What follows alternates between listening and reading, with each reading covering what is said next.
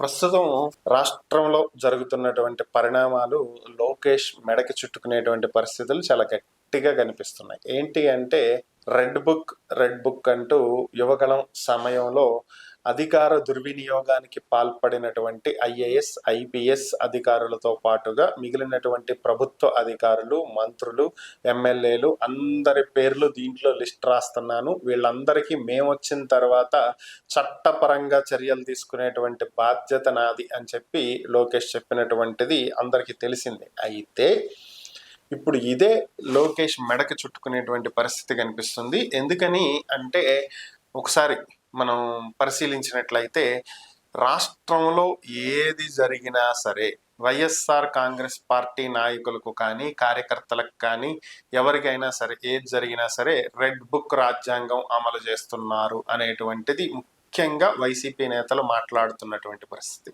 ఇది ఒక ఎత్తు అయితే, ఇక క్రింది స్థాయిలో ఉన్నటువంటి టీడీపీ కార్యకర్తలు కావచ్చు, నాయకులు కావచ్చు, వైసీపీ వారి మీద చేస్తున్నటువంటి పనులు, అరాచకాలు, వాళ్ళు వ్యవహరిస్తున్నటువంటి తీరు పార్టీకి చాలా పెద్ద ఎత్తులో నష్టాన్ని చేకూరుస్తుంది. దీన్ని మరి పైనున్నటువంటి పార్టీ నేతలు గమనిస్తున్నారో లేదో తెలియదు, కానీ లోకేష్ పదే పదే పలుసార్లు చెప్తూ వస్తున్నాడు, మీరు ఇలాంటి పనులు చెయ్యకండి, ఇలాంటి పనులు చేయకండి, ఏదన్నా ఉంటే చట్టపరంగా మనం చర్యలు తీసుకుందాం తప్ప చట్టాన్ని చేతుల్లోకి తీసుకోవద్దు అని. కానీ క్రింది స్థాయిలో ఉన్నటువంటి నాయకులు ఈ మాటలు వినేటువంటి పరిస్థితిలో లేరు, పట్టించుకునేటువంటి పరిస్థితుల్లో అంతకంటే లేరు. ఎందుకంటే గతంలో గడిచినటువంటి 5 ఏళ్లలో వారు చూసినటువంటి అవమానాలు కావచ్చు, వాళ్ళు పడినటువంటి బాధలు కావచ్చు, పార్టీకి అండగా నిలబడి పోలీసుల చేతుల్లో వాళ్ళు తిన్నటువంటి తన్నులు కావచ్చు, ఏదైనా కావచ్చు, వారిలో పెంచినటువంటి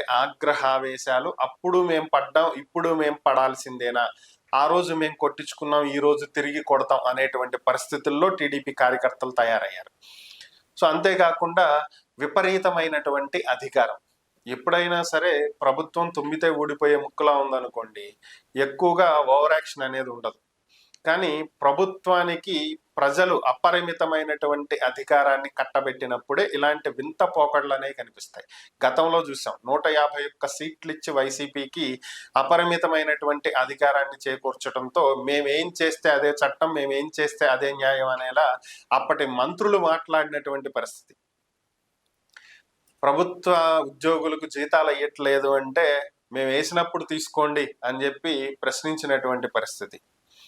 ప్రజలకు ఏదంటే మేము ఏది చేస్తే అదే చట్టం, మేమేం చెప్తే అదే న్యాయం, ఇది సహేతుకమైందా, ప్రజలకు ఉపయోగపడేదా, ఉపయోగపడందా అని ఆలోచించేటువంటి పరిస్థితిలో లేకుండా ప్రభుత్వం వ్యవహరించినటువంటి తీరు అదే చివరకు ఈ స్థితికి తీసుకొచ్చింది.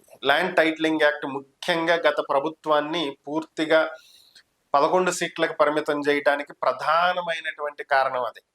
Land titling act central government తీసుకొచ్చినటువంటిది. దాన్ని అమలు చేయటంలో దాన్ని సెంట్రల్ గవర్నమెంట్కి చెందినటువంటిది ఇది మనం అని చెప్పి మనం ప్రభుత్వం తీసుకొచ్చింది కాదు, రాష్ట్ర ప్రభుత్వ నిర్ణయం కాదు అని చెప్పి ప్రజల్లో తీసుకువెళ్ళటంలో ప్రభుత్వం ఫెయిల్ అవ్వటం. అంతేకాకుండా ఈ పాస్ పుస్తకాల మీద, హద్దురాళ్ల మీద జగన్ బొమ్మ వేసుకోవటం, ఈ పనులు చేసింది కూడా అప్పటి అధికారులే. జగన్ పిలిచి నా ఫోటో వేయండి, నా హద్దురాళ్ళ మీద నా ఫోటో పెట్టండి అని చెప్పి చెప్తాడని అయితే నేను అనుకోను. సో అధికారుల అత్యుత్సాహమే చివరకు ప్రభుత్వాన్ని ఈ స్థితికి దిగజార్చింది అప్పుడు. సో ఇప్పుడు కూడా అదే జరుగుతుంది దాదాపుగా. ఈ క్రింది స్థాయి కార్యకర్తలు ఆ రోజు అపరిమితమైనటువంటి అధికారాన్ని చూసుకుని ఏ విధంగా అయితే టీడీపీ శ్రేణుల మీద దాడులకు పాల్పడ్డారో, ఏ విధంగా అయితే లోకల్ బాడీ ఎలక్షన్స్ లో నామినేషన్లు కూడా వేయనివ్వకుండా చేసినటువంటి చర్యలు ఏ విధంగా అయితే ఉన్నాయి, ఇది అందరూ రాష్ట్రం అంతా చూసింది.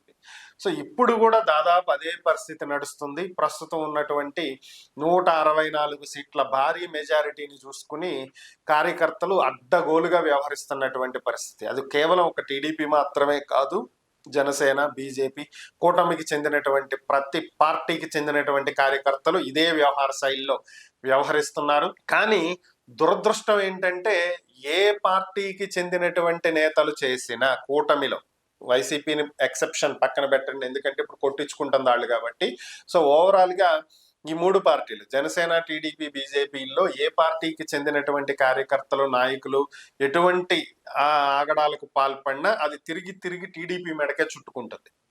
సో టీడీపీ చేపిస్తుంది, టీడీపీ కార్యకర్తలు ఇచ్చేశారు, కూటమి నేతలు ఇచ్చేశారు, టీడీపీ చూస్తూ ఊరుకుంటుంది. సో అన్ని తెలుగుదేశం పార్టీ చేస్తుంది అనేదే బయటికి వెళ్తుంది.